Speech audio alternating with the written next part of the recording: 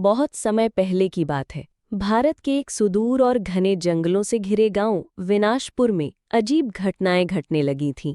ये गांव सुंदर तो था, लेकिन उसके पास का जंगल एक रहस्य समेटे हुए था।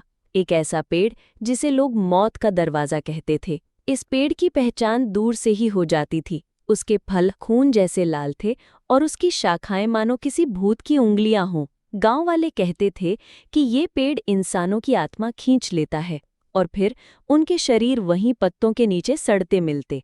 कई लोगों ने अपनी आंखों से देखा था कि फल तोड़ते ही किसी की चीख गूंजती है, लेकिन पास कोई नहीं होता। गांव के सबसे बूढ़े आदमी दीनू बाबा ने बताया कि 100 साल पहले उस जगह एक भयंकर यज्ञ हुआ था। एक तांत्रिक ने वहां बलि दी थी, एक मासूम बच्चे की बलि। कहते हैं वो बच्चा श्राप देता हुआ मरा था कि जिसने मुझे मारा वो कभी शांति नहीं पाएगा और इस जगह का हर फल जहर बन जाएगा। कुछ ही महीनों बाद उस स्थान पर एक पेड़ उगाया और उसके पहले ही फल के साथ गांव में मौतें शुरू हो गईं। हर अमावस की रात जब आसमान में चांद नहीं होता था, गांव के कुछ लोग पेड़ के पास जाते और लौटते नहीं थे। एक बार एक चरवाहा रघु जंगल में अपनी बकरी खोजने गया और सुबह उसकी लाश एक पेड़ की जड़ में उल्टी लटकी हुई मिली। आंखें खुली हुईं, जैसे उसने कुछ भयानक देखा हो। रघु की मौत के बाद गांव में खौफ का साया फैल गया। लोग अपने बच्चों को रात में बाहर निकलने से मना करते। पेड़ के पास तो दिन में भी कोई नहीं जाता।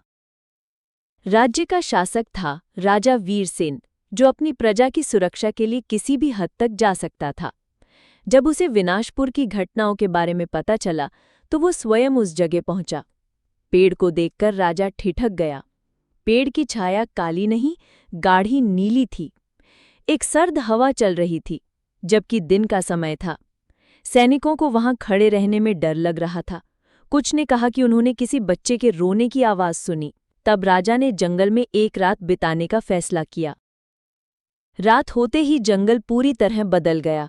पेड़ के पास एक अजीब सी रोशनी चमकी, जैसे कोई लाल चीर पहने बच्चा पेड़ की डाल पर बैठा हो।